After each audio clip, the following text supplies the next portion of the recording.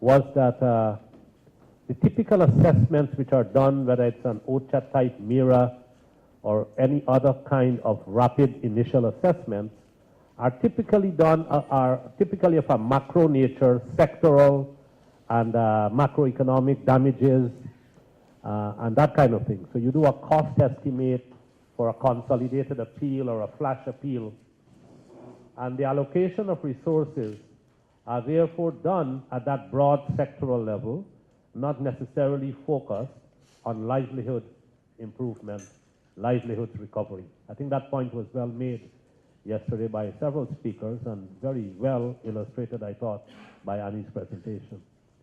And this would have worked really good, or not. It will work really good anyway, but it would have worked probably better if we had gone to the field today, had a look, and then come back and talk about it. But we will probably benefit in another way that if we go to the field tomorrow, since we have talked about it today.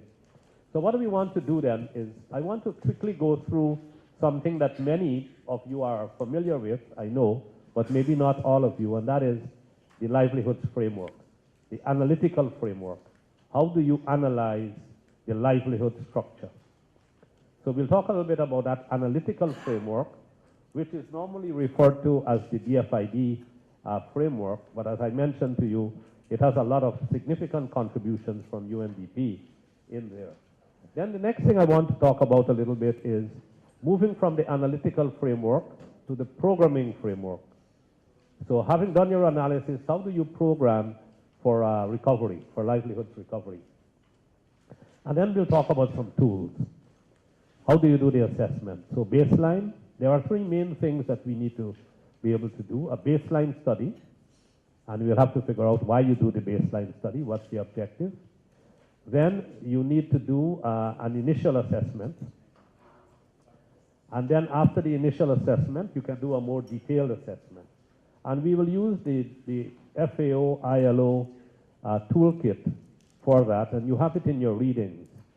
And I know that all of you were up at 4 o'clock this morning, and since you had nothing else to do, you would have done all the readings in preparation for this session, right?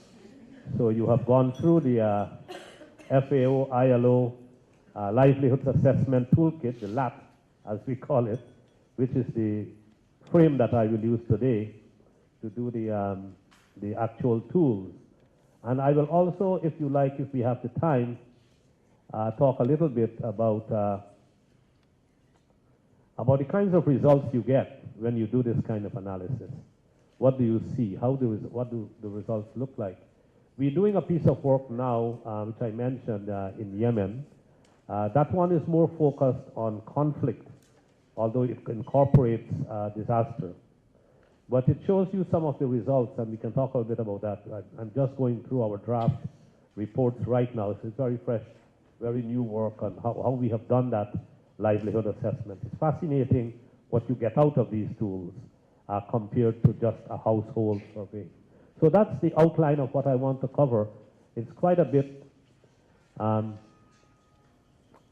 If we have time, we can talk about how you do. I know in your roles, you might have to do put together teams of consultants. You might have to put together terms of reference and all of that. We can discuss all of that if there is time. So let's move forward to talking about the LAT right away, and then, well, first let's go through quickly this DFID livelihoods framework. So the framework, let's see if you can see that. That kind of visible at the back? Yeah, it's okay? Yeah? Okay. So yesterday we ended up the discussion on the livelihoods concept with shocks and stresses. And today we'll start at that point. So the first thing you do, you need to understand when you're doing the analysis of livelihoods is to understand the vulnerability context. And the main items in the vulnerability context, as you will see, are the shocks and stresses that the livelihood system experiences. Those shocks and stresses come from a whole range of factors. Natural factors, which we are talking about here, your natural hazards of all kinds, but human-induced as well. it also comes from seasonal changes. So it's important for you to understand at that point of time in the year, what are the livelihood systems like? See, the livelihoods of people change through the year, especially marginalized and poor people. In some ways, I would normally say poor people tend to do jobs. They don't have jobs. You see, the difference is that when we say we have a job, we're doing that job all year, or maybe for the rest of our career, for 30 years, right? So we have a great job with UNDP, and we stay there for 45 years, because it's great, right? But poor people don't have that kind of luxury. So they do whatever they can get, and they do little other things as well, and that changes depending on the season. Sometimes it's tourism, sometimes it's agriculture, sometimes it's fisheries. If the winds are too strong in a particular season, the fisheries goes down, the agriculture goes up, and so on. That's why those trends and seasonality is an important aspect of livelihood. The shocks and stresses need not only be local. You need to bear in mind that sometimes the shock or the stress is coming from an international source. Trade patterns. Oh, this is good. Looks like it still works, although we have a blackout. Yeah. Good stuff, huh? Back up. So we have to also think of the vulnerability which arises from international trade relations. So you have a bunch of people whose livelihoods depend on coffee. And Starbucks decide for some reason that they're shutting down. Well, I don't know what you call it here, but you know, Starbucks is a big thing in North America, and in Canada it's Tim Hortons. These guys are huge chains that buy tons and tons and thousands of tons of coffee. If that price is depressed, that has a shock right away in the coffee producing, or if there's a tea price shock all over India, people who make their living from tea will get affected. So shocks can also come from international sources. That's the point I want to make. So we do an analysis. The first part of the analysis is the vulnerability context. Point number one. Then we look at the livelihood assets. And I'll talk a bit more of this and how you assess it as well. So you know there are, we normally speak of 5 kinds of assets. And I can quickly show you the indicators of each asset. How do you measure? And you have a whole list which you have looked at yesterday in session 3. There was a reading on livelihood indicators and a discussion of that. So you can look at those indicators. But for each asset, we have a range of indicators. I'll tell you very quickly, for those of you not familiar, what those assets are. We group them as human capital. So that's capital number 1. Human capital, that is about the skills of people, their education levels, their health status, their ability as individuals to do things. So human capital is what people can do as individuals. Draws from their skills, their education, and so on. Then there is social capital. And social capital is essentially what people do as groups. And when there's a high level of trust among people, they can do many more things as a group. When they are members of co-ops, fishermen's societies, women's group, SHGs, all of that helps to build social capital. That community can act in a cohesive way. And we call it social capital. Second. Third, natural capital. This is land and water and all of those important things that people use. Fourth capital is physical. And that's the built capital. And that is to say houses and roads and communication infrastructure of all kinds is the physical capital. And then the final one is economic and financial. And that is, you know, all the kinds of things you have, whether it's cattle or crops, or whether you have businesses, and how much money you have in the bank, and your access to credit. All of those issues are what we call financial and economic. Those are the 5 types of capitals. When you think of the assets of people, you think of all those things. So the assets are not only natural resources. There are much, much wider range. And then yesterday you saw Annie present a little bit about those transforming institutions and policies. That's another very important area. Here we are talking about what policies impact on the livelihoods of the poor. We need to do that analysis when we do a baseline as well.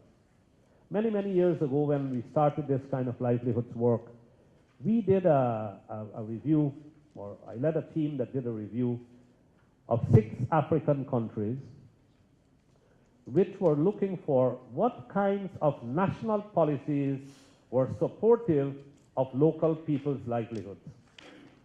We were searching to identify what policies reinforce people's adaptive strategies when they suffer from natural disasters or any other kind of shocks and stresses.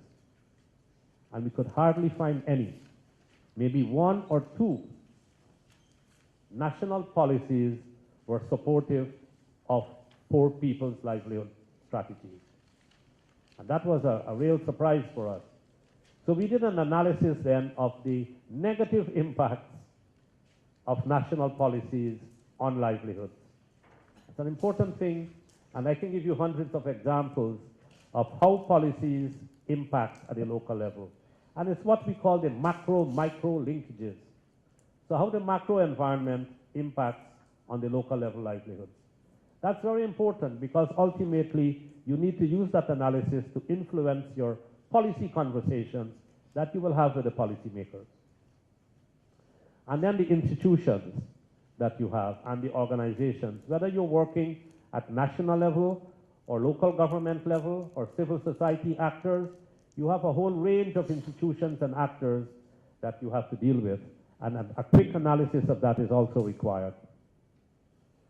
Then, of course, you have the people strategies. We talked about that yesterday. When you work for yourself, what do we call that? Anybody remember? Right. You call it a business, right? I have to see where you guys are awake. And when you work for other people, we call that what? Labor. Labor, good. So we are awake. Excellent. So you know the activities that people carry out. 2 kinds of activities, right? I mean, only 2. Imagine all the things we do in the world are basically in 2 groups. You either work for yourself or you work for somebody else, or a combination of those 2. And then we have a whole range of outcomes which you measure as well, whether people have more income, whether their well-being is increased, whether poverty is reduced, and poverty measured on a multidimensional index, which I mentioned yesterday. It has 10 indicators. If you want to look up measured, just look up the Oxford Poverty Multidimensional Index, or you look in the 2013 HDR. It's all there as to how that's done. And you look at the natural resource base. All of those are desirable outcomes. So that's the analytical framework. Now, this document which you have in your readings, it then goes through, and I'm not going to go through this in any detail because we need to talk about other things as well. It talks about why we need that framework. Then it talks about how to understand it. But then it goes through in detail what I just explained to you in brief. It talks in detail about what shocks are and stress and the seasonality and the trends that you need to measure. Why is that important? You know, coping strategies are virtually always negative, by definition actually. Because when they're positive, we call them adaptive strategies. Just a kind of terminology. So the longer term, when coping strategies are productive and they are helpful to lead to sustainable livelihoods, they become adaptive strategies. But the shorter term, negative strategies. So what do I mean? So a household has a shock. We lose the breadwinner in that household. And so the family has to take the kids out of school prematurely to help out. That's a negative coping strategy. It's not sustainable. It's going to lead to negative outcomes long term. On the other hand, there's a drought. And some farmers get together, they recall how their grandfathers used to harvest water, a traditional harvesting methodology, which works well in the drought conditions. They come up with an innovative way of harvesting, or an innovative way like drip irrigation for irrigation in drought conditions. Those are positive strategies. They can lead to sustainable livelihoods. And so we talk about whether these strategies can be positive or negative. And then for each of the assets, this asset pentagon. I just talked to you about human capital, social capital, physical capital, natural and financial, and it goes through to explain each one of them with indicators so that you're able to do that analysis. Now what we do, and I will show you a result at the end of this talk and this discussion, we make a spider diagram in the field. So when you do your baseline before the disaster, you get a pentagon like that, and you do it by the 10 seed methods or using some leaves. You can do this with communities under trees if the sun is too hot, or if it's winter time and you enjoy the sun, do it in the open. And you get the asset base. So you get their human capital. I mean, you don't go to the field and talk to them about human capital. They'll think you're all crazy, right? You're from Mars. But that word will have no meaning. But you use the local kind of indicators that they relate to. You measure those. After the disaster, you quickly do the asset pentagon again, and you will find a contraction. You will find a smaller pentagon within the bigger pentagon. And that shows you how the capitals have shrunk as a result of the impact of the disaster. And therefore, it tells you in your intervention what kinds of actions you need to take to build back the asset base. Okay?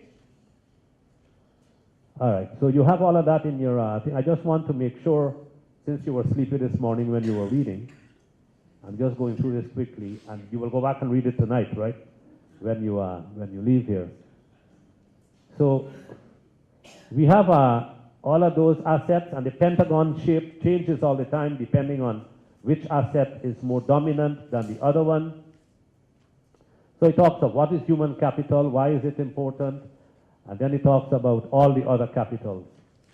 So I'm not going to go through all of that. I wanted to sort of give you a little whet your appetite, so to speak. Now you see how exciting this thing is. I know you will want to read it, right? So I will leave the analytical framework at that point. The first one is, so how do we in fact measure sustainability? How do we measure equity? Was that the first part, right? So the definition which I mentioned yesterday, I didn't mention, thank you for reminding me to raise that. So we talked about what the livelihood is. Activities, assets, capabilities, and entitlements. That's the livelihood structure of virtually every human being. When is that sustainable or equitable? And we have to put on some qualifications on the livelihood to determine this. So for a livelihood to be sustainable, it has to have the following characteristics. One is economically effective. That is to say, if you're producing some goods, you better have a market for it. And in the post-disaster situation, and EMMA becomes important. That phrase is well known, right? The EMMA? Yeah, okay. Not everybody is familiar with it. Is this emergency market and mapping analysis. You do a market analysis of what has changed in your production chains, your whole value chain, and your client base, and accessibility to credit and all of that. All of that is done. And the methodology is there. I don't know if we gave you literature on that, and if we didn't, we can give you.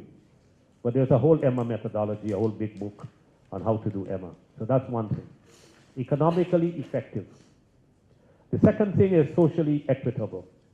And what do? When we do the qualitative assessment, which I'll come to, the tool, we pose the question indirectly, and we find out whether the promotion of one set of livelihoods will enhance livelihoods of another group, or whether it will foreclose their options. So if you are going to promote livelihoods in a way that closes the options of others, it's not equitable. So that's how we do the equity equation.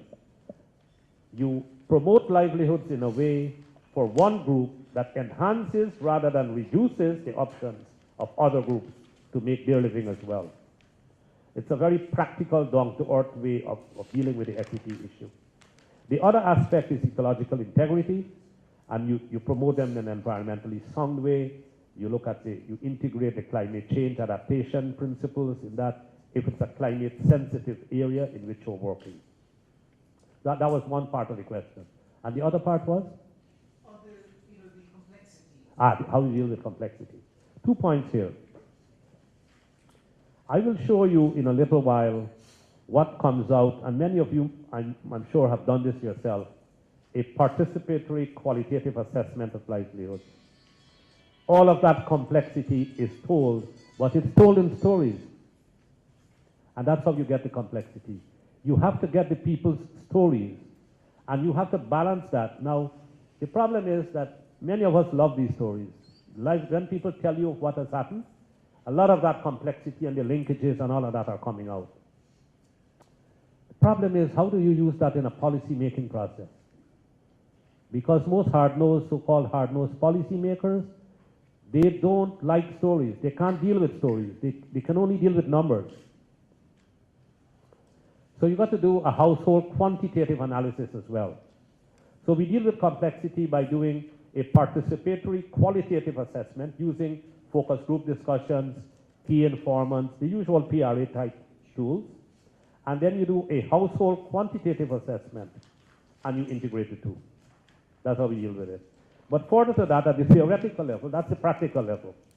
At the theoretical level, the development of the livelihoods work, I searched for a long time to find an answer to how do you measure complexity in this thing. The first big question a UNDP colleague asked me when we were starting this work in 1996 was, what is the economic theory of sustainable livelihoods?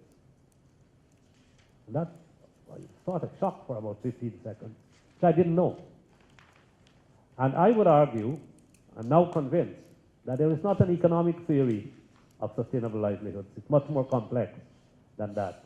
And the problem with development thinking all along has been that we always had to have an economic theory, because development is not economic growth. Economic growth is a part of development, but it's much more than that. And so I ended up in a search to answer your question directly, and I found my answers in complexity theory itself. So theoretically, you deal with the complexity by using complex adaptive systems thinking. And there's great literature on that now. I have some of it on my website as well, and we can talk more about that. I don't think the entire group is interested, but you and I can talk more about that. But complex adaptive systems thinking, for those of you who are interested, will give you deep insights into understanding at the policy level the complexity of the livelihood system. But you don't have to do that. I don't want to make this thing too difficult. Please. You see, if you have, in fact, also the sort of comment you made about coping strategies and adaptive strategies, you see, we need to be very cognizant of the discourse, which in some ways seem to undermine what's going on at a more macro level. Because much of the work that we are sort of looking at is at a micro level, and we focus so much on the local community with the direct assumption that they have control over whatever's happening around them. I mean, just to kind of give a quick example, we had struggles, local communities struggling against the drying up of their aquifers simply because you have a Coca-Cola plant drawing water in enormous quantities without paying, what they're supposed to be paying, or without even working on recharging issues.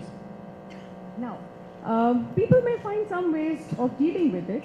Now, would it be coping capacity, would it be coping strategies or adaptive strategies, or would we say that here is a community which actually needs to throw Coca-Cola out?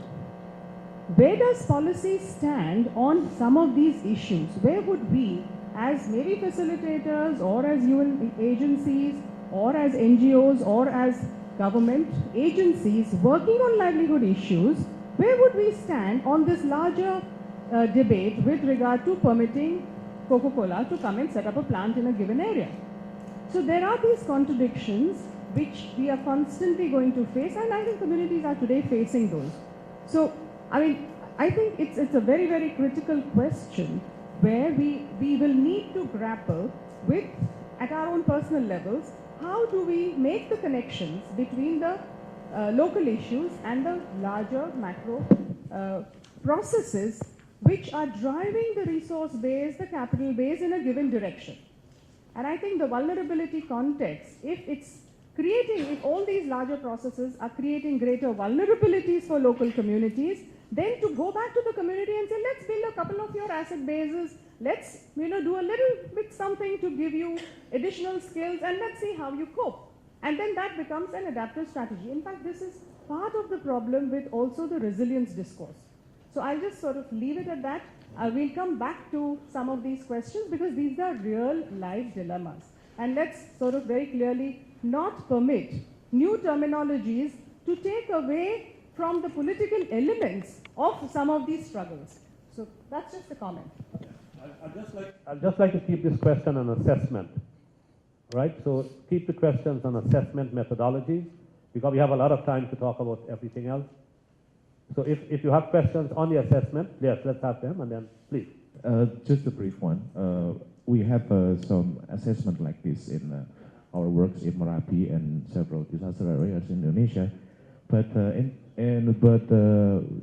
stakeholders that we take to discuss together with this see that there is one missing link in that Pentagon asset, the religious aspect, Professor. We know that in several communities, religious aspect is a very basic thing, because it is grappling everything in this year. If we talk about human capital, so religious aspect is a way to develop it.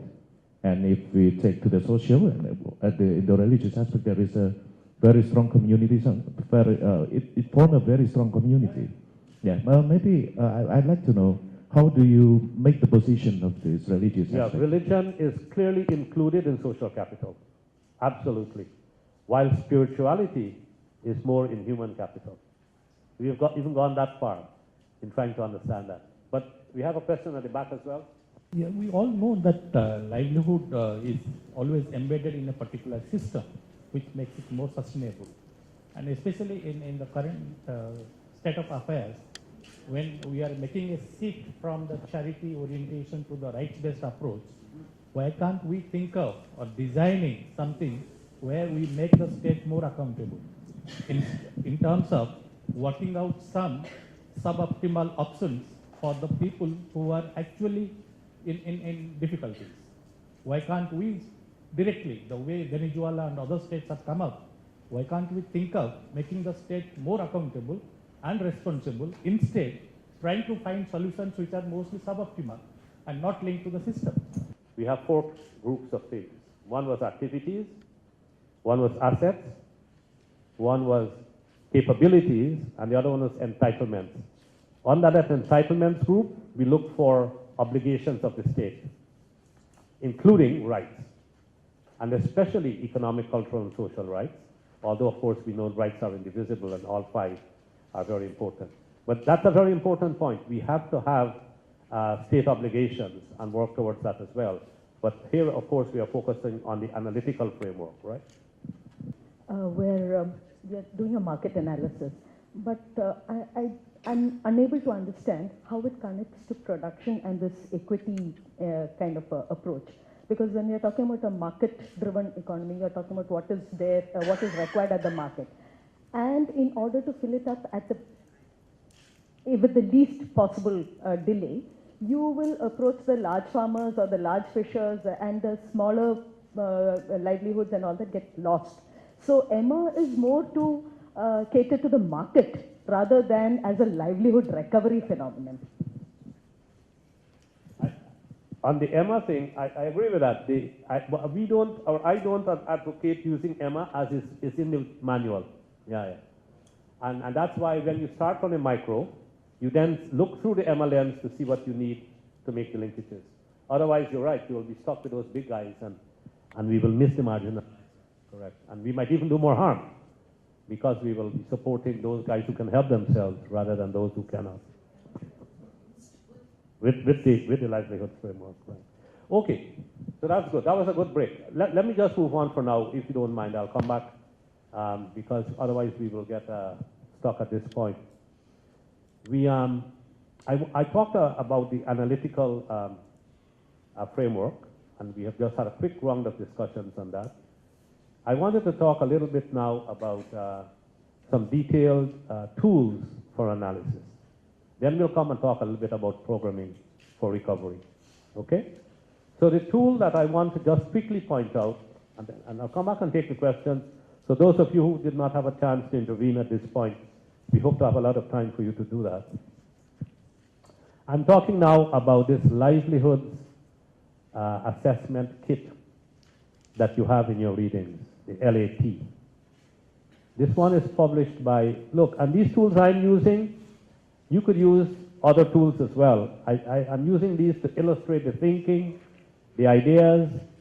They are good tools, but you might have others that you have used and you find that work well, and that's fine. We are not at all saying these are the only tools.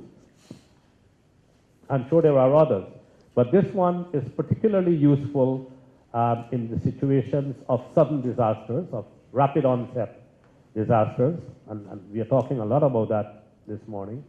So in this tool, you have three main tools. This is a toolkit rather, and it has three tools in it. The first tool is a baseline study. Now, a baseline study, as you know, is quite a difficult or time-consuming exercise. Do we really have time to do a baseline study post-disaster? Anybody thinks we do? To do a baseline study after you have a disaster? And nobody thinks we do, so then we won't bother to do it. The baseline study is usually done pre-disaster. So you do disaster-prone areas. If you can, you do a baseline study of that area. Now, a baseline study, I'm going to get really practical. Yesterday was conceptual, so we want to talk real pragmatic stuff. This baseline study, why do you do a baseline study? For what purpose? What does it serve? One,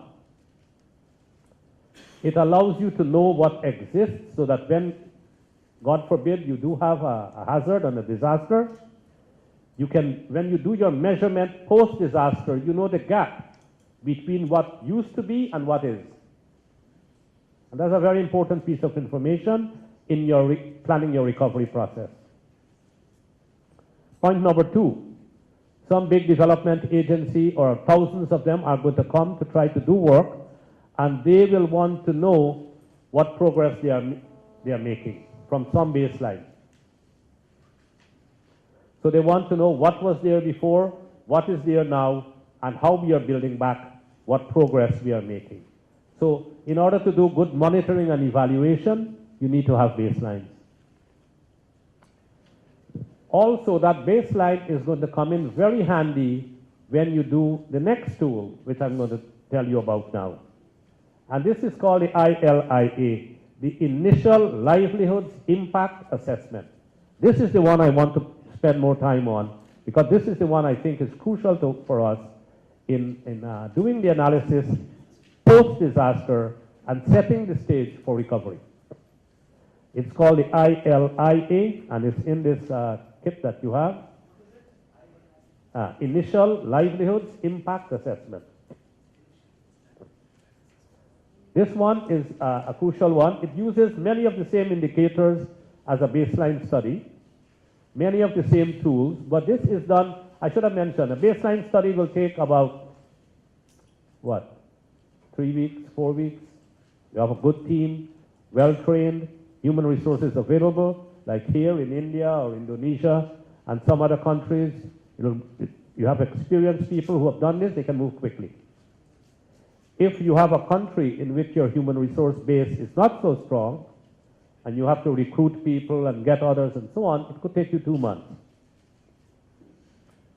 They have estimated in this toolkit, they tested it, and they figured that if you have to do about 30 disaster-prone areas in Pakistan, we have colleagues from Pakistan, they couldn't make it on this occasion, right? No, they didn't come. But the estimate was done. It will take about 18 months to do the 30 most disaster-prone areas of Pakistan, and you would have a baseline for virtually any area that you could have a major hazard impacting on. That baseline is extremely important. So in your countries, if you do not have livelihood baseline studies in disaster-prone areas, I would strongly urge that you do this and that you ask the powers that be, government, UNDP, UN NGO, mobilize resources, talk. You need to get a team together and discuss this. Maybe the baseline exists, maybe it doesn't. And in the baseline study, the first thing you do is a desk review. That is to say, you make a scoping of all that is known about that area in the literature. So whatever studies have been published, whatever data exists, especially census data is important. Problem with census data is if it's national, you don't have it disaggregated and it's not so helpful. Therefore, you have to do your own household questionnaire. You have to do your own, what we call HH2, your household questionnaire, or HHS, your household survey. And I have a sample set of questions. There are many questionnaires you can find all over the place. But questionnaires are a work of art. You have to pre-test it. You have to make sure it works in that local area, that you're using the right metaphors and not strange language, and so on. Then you have to do your participatory qualitative assessment, etc., etc. Point is, do the baseline studies, which take a little bit more time, but it will serve you well in the event of a disaster.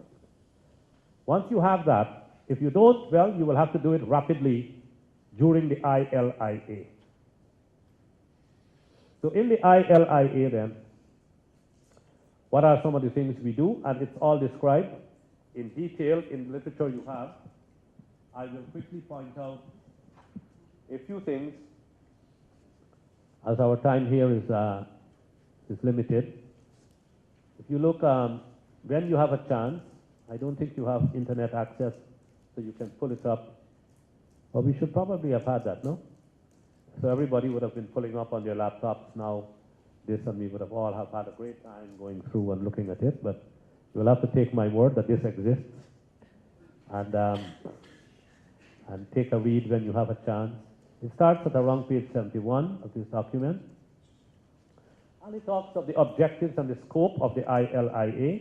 It goes through all of that, and then it goes on to talk about the risk of livelihood failure as a result of a natural hazard is a function of three things: the severity of the event, the exposure of that group of people to the event, and the vulnerability to the event. And we talked about vulnerability and its links to resilience yesterday.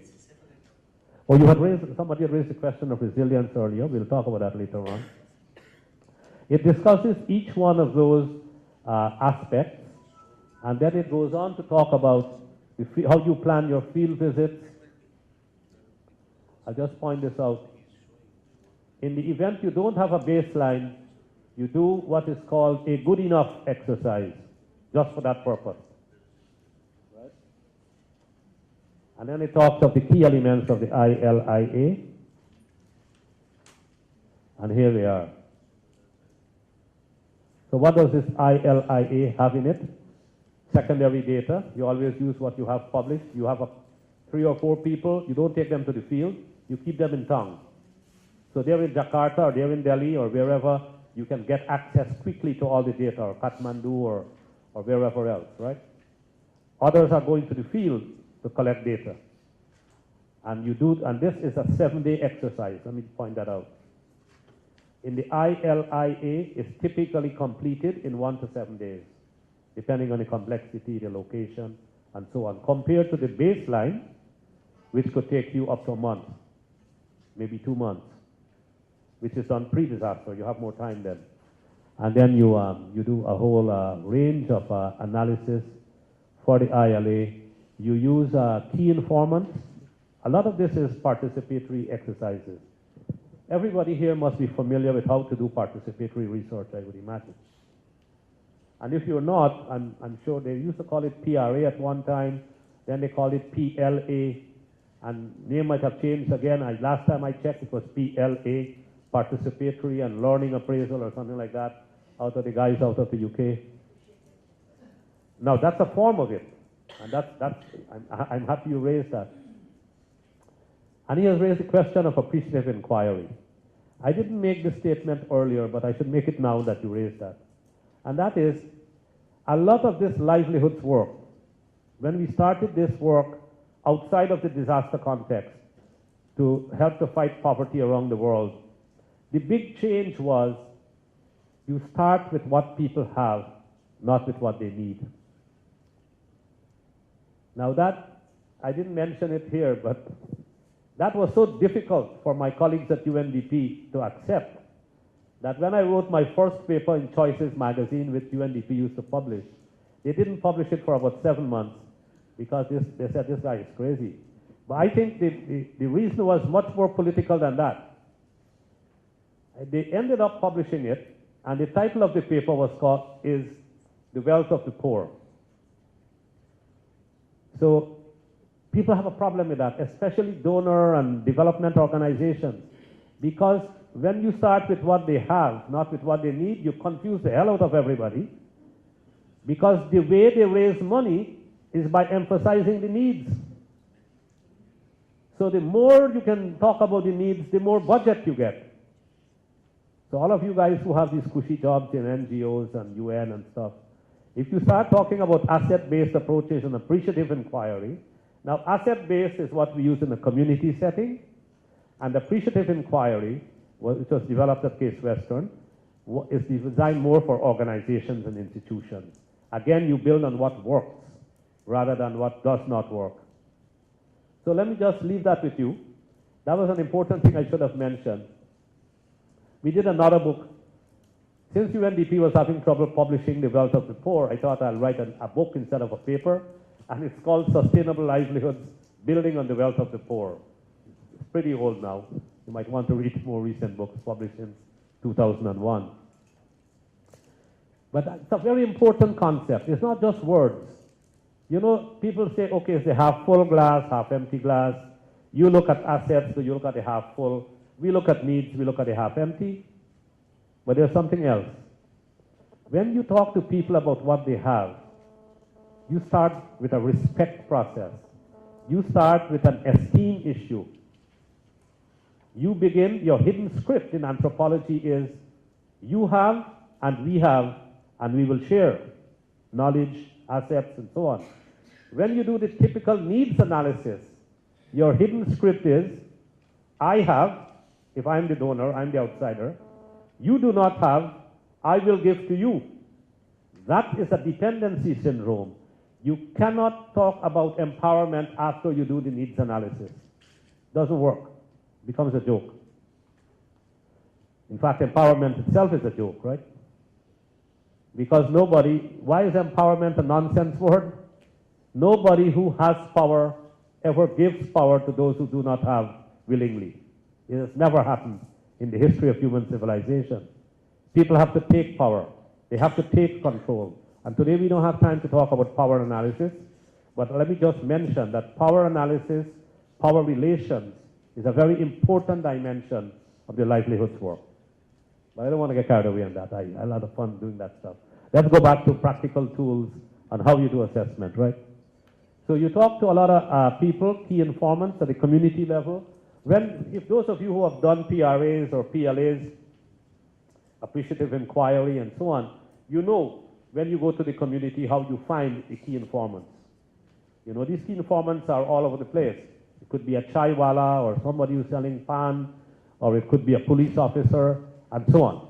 And you gradually find one, you find another one, and you get the list of the key informants. And then you do focus group discussions. Do male, do female. And do male youth and do female youth. Make sure that you don't assume that just talking to the men will give you the correct perspective of the livelihoods challenge of the community. So you have to do these mixed groups. And you get fascinating results. You talk to the women separately, to the men separately, and you bring them together, and you get a completely different story. Now, so you will get 5 or 6 different stories, and you might not, and they might be contradictory. That adds to the fun. Then you do triangulation. The balance to get the best possible picture of what's going on.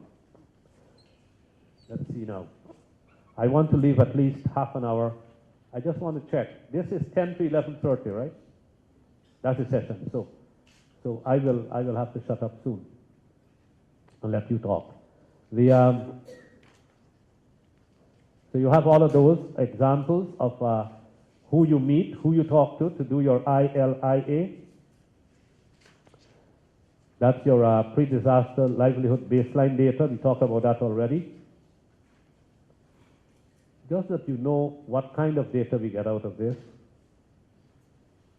before I talk about programming. So let me leave this tool. You will read it up. And please do read it while we are here if you can, so that then you can come back and ask all the hard questions. If there's some aspect of that tool that you don't understand, I am happy to relate to Interact, or others I'm sure who have equal experience in using these tools can share with you. So that will really help us in our learning as we proceed. But let me give you a little quick sense of the kinds of results we get when we do our livelihood assessment, to see how that will. So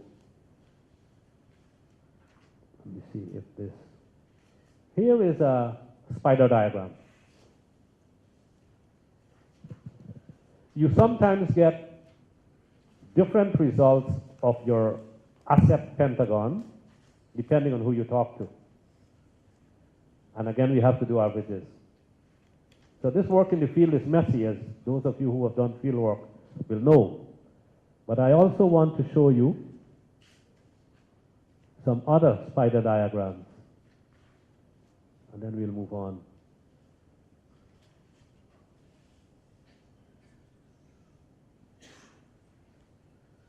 Okay, here are some, this is an example taken, I didn't have any post-disaster spider diagrams. I couldn't find any right off the literature.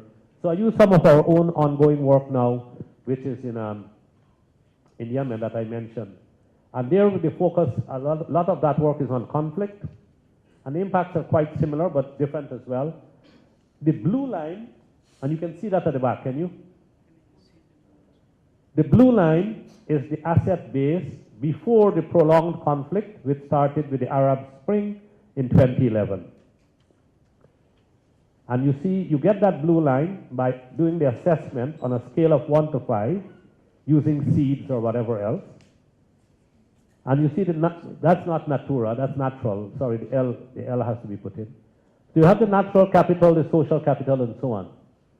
And currently, in 2013, is the red line. You see how the asset base has shrunk. This is both ownership and access to assets.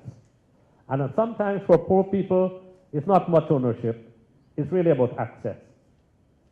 It's shrunk. That gap between the red and the blue line tells you a lot of the recovery and rebuilding work that needs to be done if you're going to restore the livelihoods as they used to be.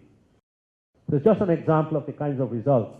This comes from a qualitative survey, and that one was for fishermen and labor workers, and we have done all the categories of livelihoods of the people there. We have even analyzed what are the major sources of income. We've analyzed the seasonality, so you've done a calendar, all of those that we have talked about. And I can share this with you, those of you who are interested. You can see the kinds of results you get from using the kinds of tools I'm talking about. And you do exactly that when you're doing your post-disaster assessment. But let me, that's the qualitative work. You also have to do quantitative, and then you get stuff like this. You can do, it's just like any household survey that you carry out. It's on income, families, the structure of the household, the wealth of different households. This is a graph, for example, that shows you net enrollment of population 6 to 14 years.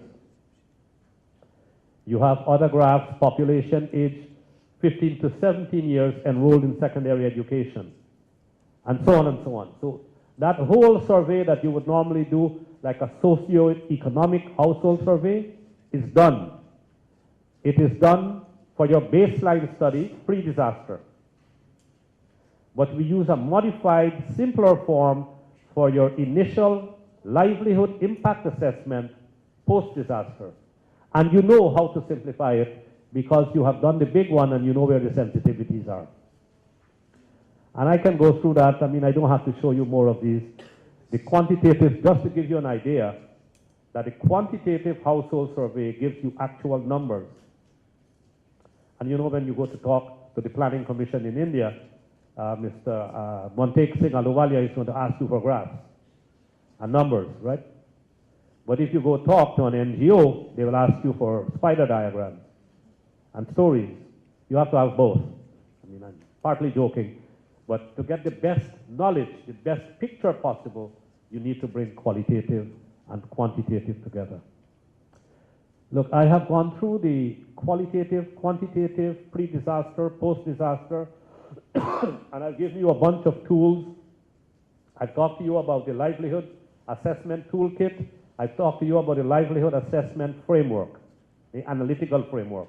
I want to close by just by talking a little bit now about programming. Then we'll have a question period. So the recovery process for livelihoods is quite straightforward. It's quite straightforward to describe it. To do it is a different thing. So let's just put it as follows. Step 1, analytical frame. So you have your baseline, assets. Remember, don't forget, you start with an assets analysis. Start with what people have, point 1. Point 2, what is their vision of a better life, of an improved life, whatever they define it as. Amartya Sen, and after Sen I use the phrase, a life worth living. That's in general terms. But in a post-disaster situation, they're probably going to talk about how to build back to where they were before, or better, and hopefully to build back better. So what's that better life? And in the film you saw yesterday, they talked a lot about how people build back better, especially in the Indonesia example was a classic example, building back better. So what's the vision of building back better? Step number 2 then, simply put, is the vision. The people's vision of building back better. Step number 3, what can you do? This might sound cruel, but it really works. What can you do on your own to move from where you are to where you want to be? You know, sometimes we believe after a disaster that people are completely helpless, that they can do nothing on their own. But it's not true, and you saw in the film as well. That community mobilization and the community self-help efforts is sometimes, or almost always, a critically necessary ingredient. If you try to do it all from the outside, your chances of failure are extremely high. So what can you do on your own is an important feature. That's step 3. And then step 4 is, what do you need from outsiders? Now, in the outside of the disaster situation, and sometimes in the disaster situation as well, if you have a health team that has come to help, every problem that they see is a health problem. And if you have a bunch of agricultural specialists that have come to help, every problem that they see will be an agricultural problem. You cannot get a correct prioritization by sectoral specialists. You've got big problems. That is another value of doing the livelihoods broader approach, because it's neutral. It doesn't say health or agriculture or transport or energy. It allows for all of those things. And so sometimes if you don't have an agricultural problem, the agricultural guys have to go home. We don't have work for you. I mean, simple as that. But if they come with some money and they come with some skills, I'm sure we're going to try to accommodate them. You don't have that luxury always. And you got to make a hard decision. Not all the outsiders who have come to help can in fact help. They might be taking the space of something critical that needs to be done. So those hard decisions, and you have to get some powerful decision maker like the movie, like the Prime Minister of Indonesia, the President of Indonesia, pick some powerful guy to coordinate that effort. And I'm sure he had the courage and the authority to say no to some people. So we have done 4 steps. I'll just summarize it. You start with the baseline data, including starting with what they have, the assets. Second is the vision, building back better. Third is what you can do on your own. And then fourth is what help you need from the outside. And that's your program right there. That's your recovery program right there. You have your framework, you know how to monitor progress, you know how to evaluate to get there. So hopefully in 6 months, maybe in 12 months, you have restored livelihood base much better than it used to be. Remember those other things that our friend asked about. Bear in mind social equity. What you are doing must not damage the options of others to get their livelihood. Ecological integrity, build in the environmental and natural resource considerations. Economic effectiveness, and we discussed the link of the livelihoods frame linked to the EMA, so that what you do is economically effective.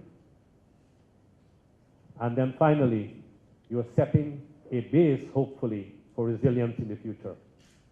We have talked a little bit about resilience. We can talk till the cows come home. But you have the paper there, you have papers. But let's talk during the workshop, during coffee breaks and so on, about resilience, how these things are linked to resilience. I think it was Sushma yesterday said it very well when she explained the relationship between sustainability and resilience, so I don't want to go back over that. So I did say that I will stop at 11 so that we can have some time for discussion. I think it's about 11 now, although the clock in my room says India time is 1 hour ahead of the usual time. Nevertheless, I hope that what I tried to do was to share with you these tools and so on, and that's reasonably clear, but those points that are not clear, an opportunity for you to share your tools, your experience, how you have done it. What I have said is not the Bible, nor the Gita, nor the Quran on these matters. We'll have to go through each one of them. The first one is the qualitative, the whole bunch of qualitative tools. We have talked about their advantages. We didn't talk too much about the limitations. The main limitation is that it's difficult to make policy based on qualitative assessments. So policymakers find it difficult to relate to anything that does not have numbers and equations and stuff. Although there are methodologies of participatory policy processes, it's not impossible. It's just that the current crop of policymakers, I mean, I've tried it, and they say, oh, really nice, really heart-rendering story narrates, but doesn't help me. So that's one. And you supplement that, therefore, by the quantitative analyses. The quantitative analyses are good for policymakers, but it does not capture the complexity of the livelihood system. It fails to capture that. And that's why we have to bring these two together. The quantitative analysis, like I was mentioning as well, the household surveys, they are not able to capture, if you like, the diversity, the richness, the interplay of the various factors. All those are limitations of the quantitative tools. The ILIA, the initial livelihood impact assessment, the major limitation of that is that you do not have the time to do any detailed work. It has to be done in a very short period of time. The main use, I hope I mentioned it, but if I didn't, the main use is a flash appeal. Post-disaster, you want some amount of information to be able to do a flash appeal to get some help in right away. That's why you do the pre-disaster baseline. And you have that to supplement your ILIA. And then after the ILIA, you do a DLA about 3 months down the road, a detailed livelihoods assessment. I might not have mentioned that. But the DLA is when you're going to do your revised appeals. And this can also feed in to CAPS, consolidated appeals, if you're doing those for your resources. So those are limitations on how we solve them. Can have a bunch of questions. Yeah. Krishna, you want to start and then? I just want to. We should not try to transcend those limitations because the time dimension is extremely important. You have to do this analysis within 10 days, or maybe within a week or 15 days at the most. And wherever you are taking too much of time, maybe months, you are defeating the purpose. It's best becoming enemy of good. I have seen it happening in Myanmar, where the livelihood analysis went in for 3 months, 4 months, and it impeded any early recovery intervention. Same happened with UNDP India when it conducted the analysis after the Koshi floods.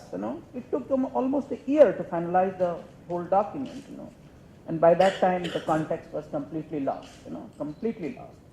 So it has to be a quick analysis, and it will have several limitations. But so long as it captures the main points, I think the main elements, I think we should be happy. I also wish to add another element, which is, I think, a deep sort of recognition of where are you coming from? What agency does one represent? I think some of these elements we tend to gloss over, but are extremely crucial. As a person who is doing a livelihood assessment, your agency has an agenda. Your agency definitely, whether it's the government or whether it's the NGO or the UN, I think each of us stand for some sort of priorities, as it were. So I think it's important to recognize and lay our own bias on the table rather than operate as if this is the best and this is the only assessment possible. Because like he said, if you have a health specialist, you may not understand as much about issues of employment and vice versa as well. So recognizing one's own sort of positional elements is extremely critical in defining the assessment process. I think these are sort of assumptions that we make. It's like lay your biases on the table sort of a process. And that's I think extremely critical as well. That if I'm a government person, my livelihood process might read something else. It's possible that you represent somebody else. You go with a certain brief. What is that brief is important to sort of recognize for yourself. Because then there's much greater honesty and a recognition of limitations and, that it's not the only single assessment. These 4 steps you said about the programming, this is broadly what we have done over the past 35 years.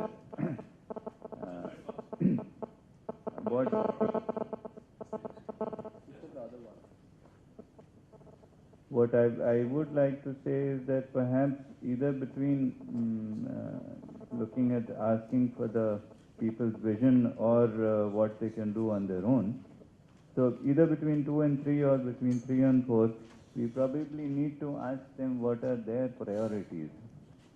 So from an outsider point of view, quick housing might be a priority. But for those tribals who build their own bricks, for example, they would say, well, we just quickly want the soil to be taken up onto a higher ground before it fills up, the dam fills up. And we will survive for 4 months, but we will do our housing later. Or the fisher people will say, fine, we will manage this, but we want the fish seed to be here 2 months later. So things like that. And then there is another experience from ourselves, our group, that it was decided what was needed from outside. Whatever was needed, if we needed 50,000 rupees and we could get only 40,000 rupees, then the people said, fine, then instead of taking 8 rupees a day per person for wages, we will take 7 rupees. So there are also the involvement in the management which makes a difference. I think this. I like what your notes about the 4 step of assessment. I think this is assessment because we did that previously in several efforts of assessment for the post-disaster recovery in both in Yogyakarta and Merapi. Because the targeted people usually face a lot of methods from a lot of donors, and they have to fill a lot of questionnaires. They have to do a lot of FGDs and so on and so on and so on. So sometimes the beneficiary sometimes one family become beneficiary from several programs, and they're confused with it. So what we advise to them is, you know what to do, just accept it, and then you know what to do. Maybe this is a common answer. Thank you. This was a session on analysis and assessment. So that's why I gave only 2 minutes on programming, because others will be doing sessions on economic recovery and programming in detail later on. So I just gave a broad outline. So the points like Anand was making and so on are well taken. So somebody is waiting. Can I? I wanted to add that in the asset Pentagon, the most recent UNDP policies actually have added a sixth asset, and we call it political assets. And I think the emphasis is to try to differentiate that and say that it's not covered under social capital. And it is to look at issues of power relations that you sort of touched on. It is really to see how communities have access to decision making, whether they are represented or not, whether their voices are heard or not. And UNDP being sort of big on governance issues, I guess it does make sense. It is a very important aspect, obviously. But then I don't think the tools have really incorporated that aspect so much, perhaps. And that's maybe something we need to be working on if we want to take that seriously and to really build that into our programming as well. I mean, we do have lots of, like you said, empowerment kind of programs which do look at access to decision making or access to government resources. But in the tools itself, we don't seem to really emphasize that. So the Pentagon becomes a hexagon, really. Yeah. Right now, the power analysis and the political issues are done under the institutions, policies, and transforming processes. Very much there. But if you want to put it in that Pentagon and make it a hexagon, absolutely. No problem with that. In fact, when we started this work, just to give you a little history, we started with 4. And I was involved in this fight about 4 or 5. I gave up, I lost. I started this asset thing. I mean, I shouldn't be talking too much about me right now. But Ian Scoons at IDS Sussex and I had a little fight over it. And they wanted financial into it. And I said, but money is not an asset. And everybody, are you nuts? Money is the biggest asset. Well, in those days, I was more a radical thinker, I guess. Because for me, money, especially in these situations, is a kind of an accounting chip that tells you what kinds of access to assets you really have. Now, if you study the theory of money, you understand where it's coming from, because that piece of paper you have in your hand is a symbol that says you have access or claims. You can go to a shop and claim something, and so on. So that was too philosophical, too theoretical. And I realized that it wouldn't work, so we accepted. But I said on a compromise, that you're not going to bring in financial, you must bring in financial and economic, and put it together as one. And then we got the Pentagon. So now we have the hexagon. I'm quite happy. We can go on. So, but the point you're making is important, and it's very important, the power relations and the politics. Yeah. One thing I'd like to know is, of course, you've presented the toolkit to us with the assumption that all of us can go and use it. But is there some kind of an understanding that in order for it to be implemented in a field, you need at least a team of so many people, of at least a certain level of education, or is it something simple enough for a community themselves to use? No, these tools, I don't think it would be fair to throw this tool at a community and expect that the community can use the tool on its own. I think you would have to have some training and capacity building up front. And that's what we're doing. Yeah, how many people we do? I'll give you some examples. A lot depends on context. Yeah. So let me give you a little kind of an example. Step 1 in putting together first a team for the qualitative work. They have to be trained or have skills in participatory research analysis. That's the first thing. Normally, you don't have to train them in that, because these tools have been around for so long you're going to find people in most societies who have had this background. If they don't, then you have to do that training, step one. And people who typically can do that are people whose heart lie in the right place. This thing is a lot about heart. The stance that you take in participatory analysis, the way you dress when you go to the field are all important. So if they don't have that background, you will have to do orientation of how you think, how you behave when you go to the field. If you drive up, like I once, early days we started this work, we didn't have a vehicle, so we used a CARE vehicle to go to the community. Now CARE is well known in that community for food for work. As soon as you arrive in a vehicle marked CARE, they start telling you about food for work. And you just borrow the vehicle. Point I'm making is, it's all very important. The women who go to field dress in a certain way, the men and so on. Okay.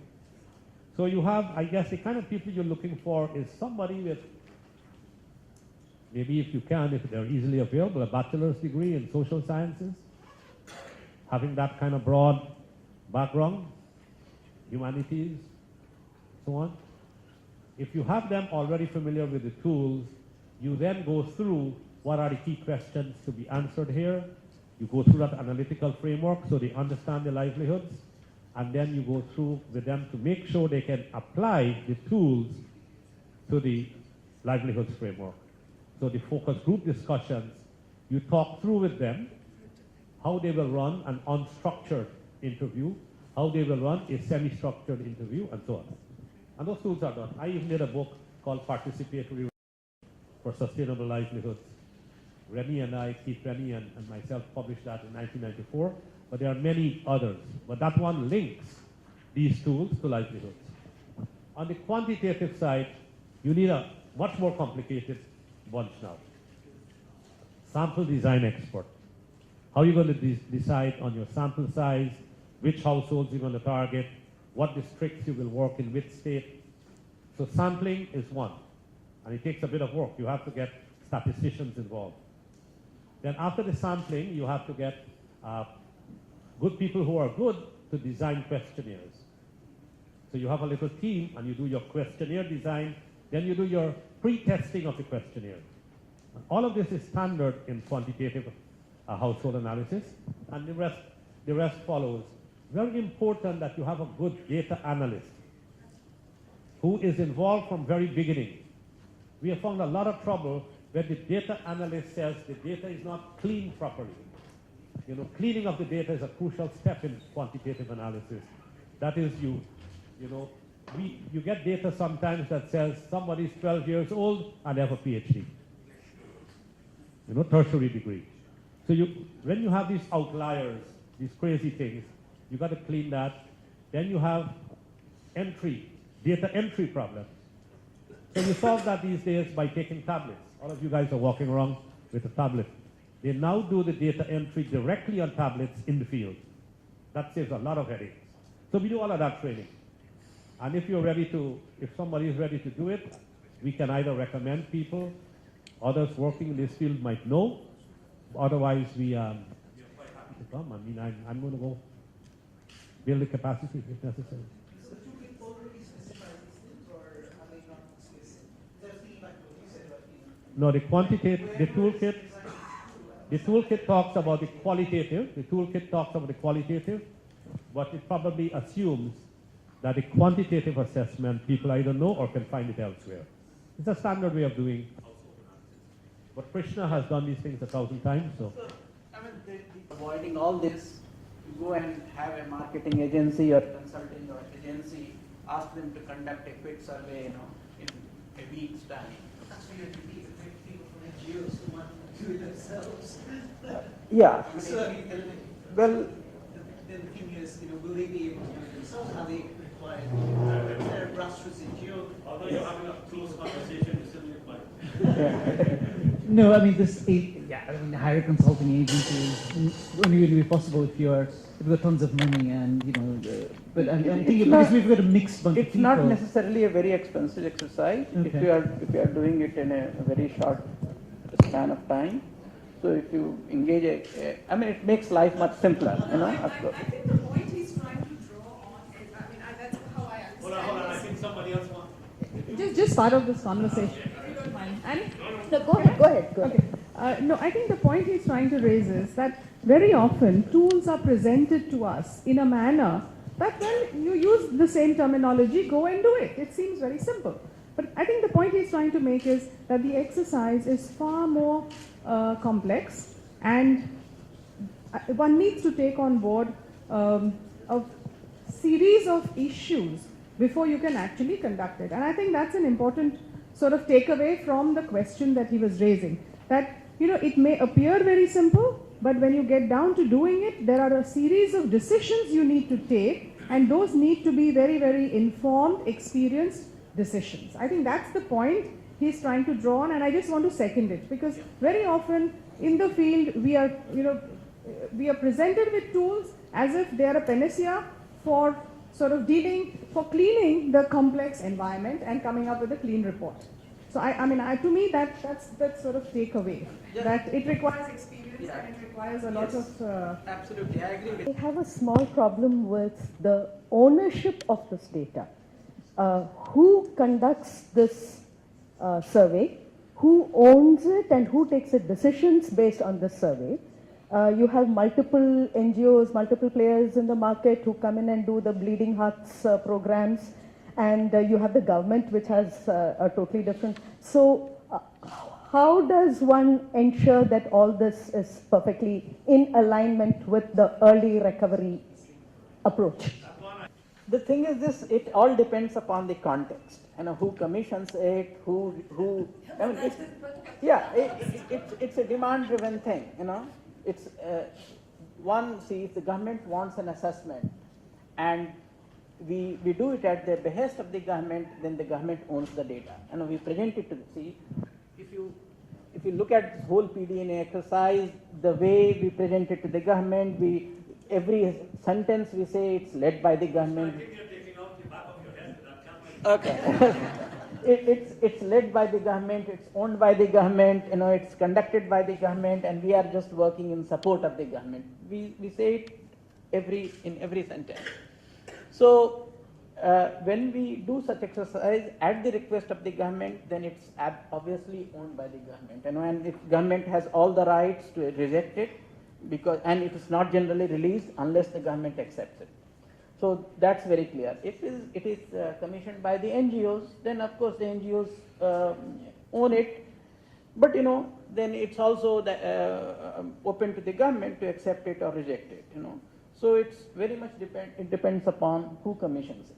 To step in and do a assessment within, let's say, the week where access was difficult and so on and so forth. And it was the Tata Relief Committee. The Tata Relief Committee is an entity. It's a sort of a group that comes together where money is put together, and then the Tata group of companies go in and do relief rehab work. That's been their tradition. So the Tata Relief Committee wanted to select villages where they would intervene. So they said, would the Tata Institute go out and do an assessment along with the students and faculty members? And that's our strength. This is something that we have done for many, many years, and so we said, all right, we'll do it. But in those days, to gain access, we had to go through the government because access was difficult. If you needed choppers, you needed assistance of different kinds. So there are a number of strategies you need to adopt where you work in partnership with a series of entities, including local NGOs, including Sphere, including a whole lot, because we all believe in partnerships. Now, I think the challenge really is that at the end of the day, who would own this report?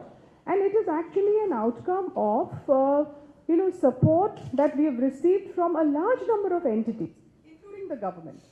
So, I think it's when you actually get down to doing a lot of this work, there are issues that we need to be aware of.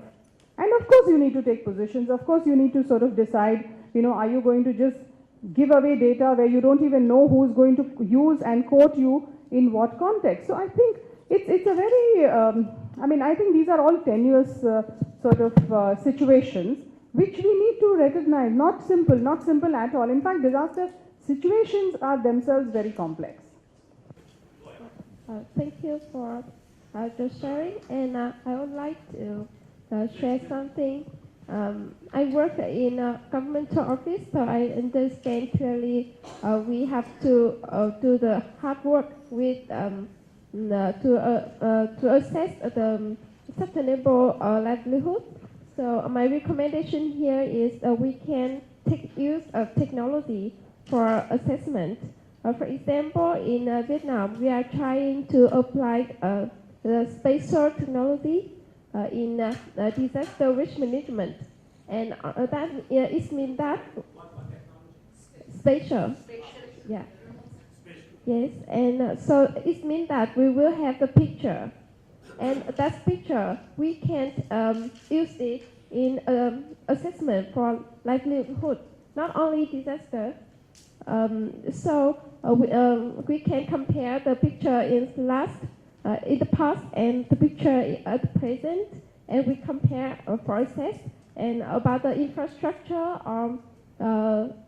the agriculture, for example. This is very clear, and it will help government to reduce the work and the increase the accuracy of data. And this is very clear, and we do not have to training for trainer and to go to assess as a community. Very hard work. Yeah, thank you. That's an excellent point, but the spatial remote sensing data and so on will give you good data on physical and natural capital. But it's not going to give you any data on human capital. It's not going to give you any data on social capital. You know, you can't see those through remote sensing. So you still need to supplement, but your physical infrastructure, your natural resources is really good and it's helpful, and you're right. But it cannot solve all the problems. You still have to go to the community for some other work. Please, how does one go about actually constructing that pentagon? Like, it's a very methodological question, but you know, we understand they are interrelated and hence the pentagon. Okay, so the way you do it is you start with a dot, which is nothing. So you start on a 0, and then you just put your natural capital. You can start with a pentagon. That's how much? That's a pentagon. So what we are doing is we have a scale. On this line, this is 0, this is the origin. I feel like a math teacher, but. And you have a scale, maybe 1. The diagram I showed you had a scale of 1 to 5. 1, 2, 3, 4, 5. Now in the field itself, you can use seeds, and you ask the people to, on a scale of 5, those people who have a lot, or whatever words you want to use, of access, complete access to all the natural capital, whether if it's fish, access to the sea. If it's agriculture, as much land as they would like to have or can utilize, and so on, water and so on. And then you get a scale. If in that community all the people have access to all that they need, you score them a 5. And so you get different scores on that line. And then you do the same for your social capital. Now we have, in the handout you have the indicators, the kinds of questions you ask them to determine. You don't use the word social capital in the field. You talk about the other indicators. And the same thing. So if you do that, you get a pentagon. Let's say the natural capital might be 3, and this one might be 4, and so on. So this outer frame is your full 100%. And this inner frame is the reality. Let's say that was pre-disaster. You do the same exercise after the disaster. And you might get usually a much smaller pentagon, which shows you that access has been severely restricted, and there's a gap between what used to be and what is. That gives you a sense of what is to be involved in the recovery process. So there was one kind of response to the point which Janki raised, and that was, in terms of you know, the need for kind of regulatory environment, because that is very important. I mean, she made that point, you know, that you can't allow certain things to come up, some infrastructure or, you know, to come up, you know, in a place which is not authorized. So I think any assessment or analysis need to also analyze the regulatory environment which is governing that particular thing. That was a small comment, but then two other points which I want to make is that we need to keep in mind the administrative structure of a country or a place, you know, which governs all this, because livelihood is something, you know, which in India is administered by 22, 23 different ministries. They are all doing something to do with livelihoods. So this is one important thing, you know. So we have to need to take into account who is doing it, at what level you are doing it, etc., etc. While designing the program, this is to be kept in mind. And this I'm telling you this by on own experience, because if you don't do that, then probably it will really not fly high. Second is the livelihood need assessment is to be. It is a suggestion, because this sometimes comes later. This needs to be accompanied with the capacity assessment also, because if you don't do that, if you can do it together, because of if within the framework, if you do little bit of capacity assessment, because international agencies doing it and then doing it again and doing it again, but if you do it together, probably you leave behind certain core capacities for those people, government people, to take over later on. And the third associated point is that investment plan also is required, because unless you accompany it with an analysis of the public investment which is required, you need social infrastructure, you need physical infrastructure, you need all that. So therefore, all these three are important. So framework should take this into account. This livelihood analysis starts from the bottom, building to the top. I made a point about the macro-micro linkages. That the macro environment is what you're talking about investment plans. There's no doubt that we have to take that into account.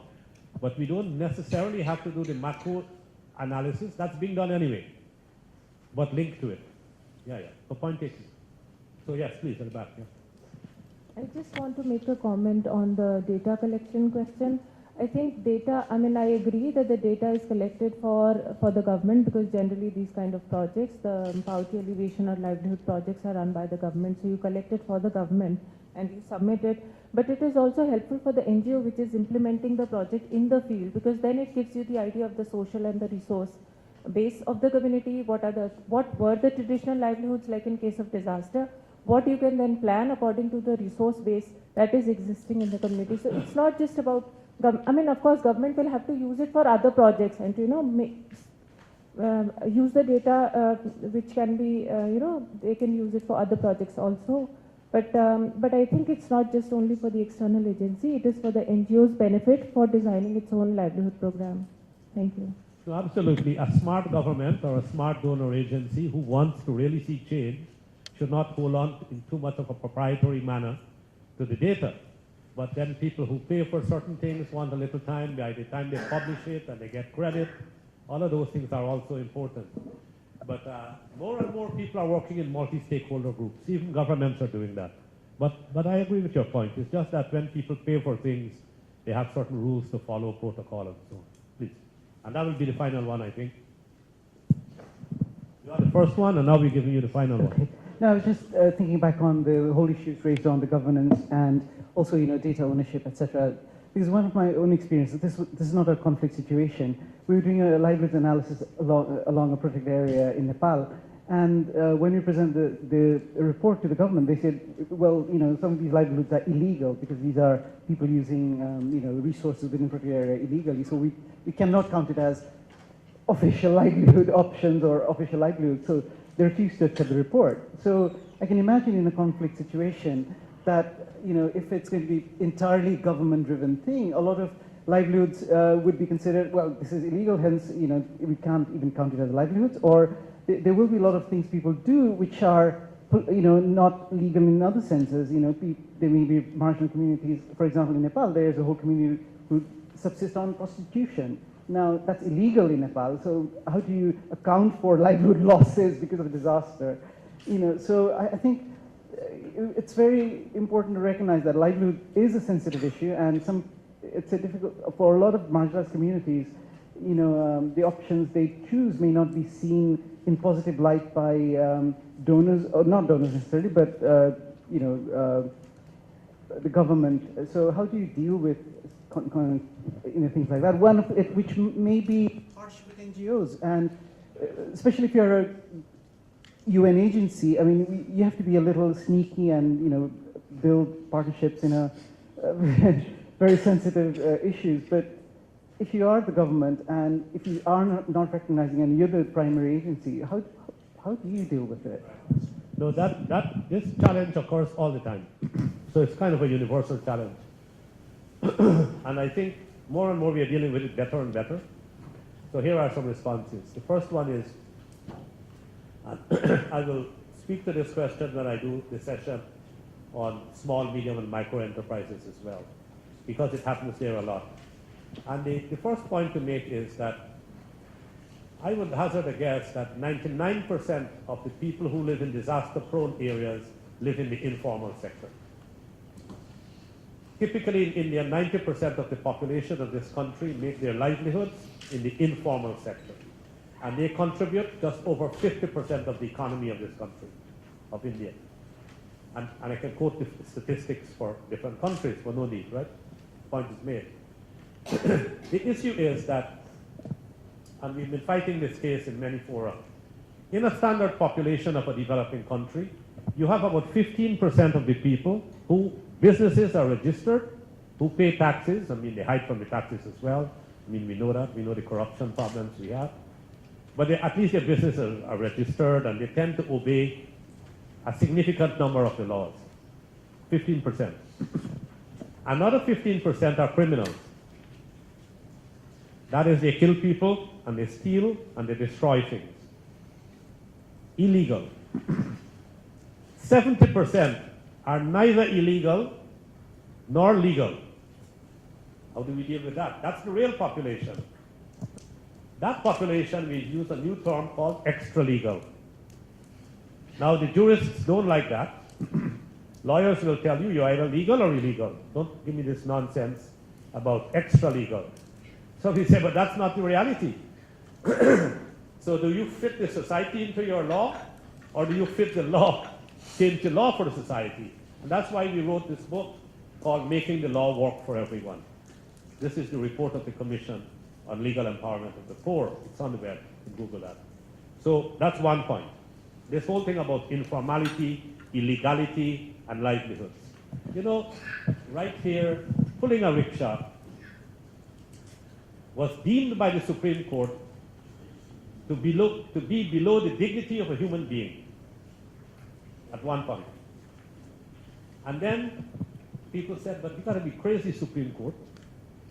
If you do that and make this an illegal activity, then you know how many people are going to lose their livelihoods?